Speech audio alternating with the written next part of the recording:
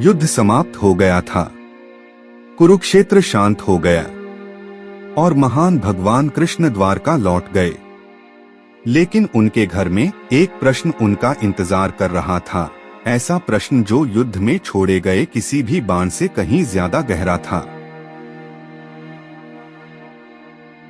रुक्मिणी उदास स्वर में पूछती है, प्रिय, सच सच बताओ, तुम भीष्म और गुरु द्रोणाचार्य के वध में कैसे शामिल हो सकते हो, जो पुरुष धर्मात्मा थे, जिन्होंने जीवन भर धर्म का पालन किया।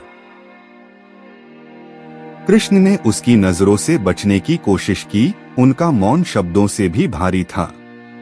लेकिन रुक्मिणी अपने प्रेम में दृढ़ सत्य के लिए अड़ी रही। कृष्ण ने शांत और गहरी आवाज में कहा, रुक्मिणी, इसमें कोई शक नहीं कि भीष्म और द्रोण ने जीवन भर धर्म का पालन किया।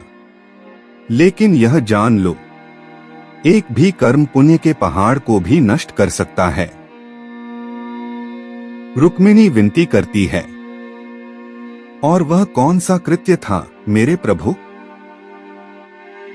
कृष्ण ने गंभीर स्वर में कहा, वे दोनों दरबार में बैठे थे जब राजाओं की पुत्री द्रौपदी को घसीटा गया और सबके सामने उसका अपमान किया गया।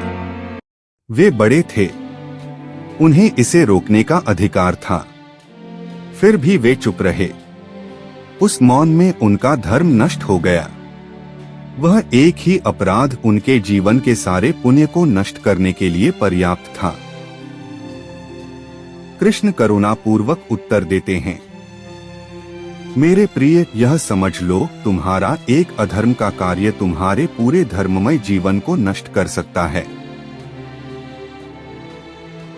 इस प्रकार भगवान ने प्रेम और सत्य के साथ अपनी प्रिय रुक्मिणी को भी शाश्वत ज्ञान के प्रकाश की ओर निर्देशित किया।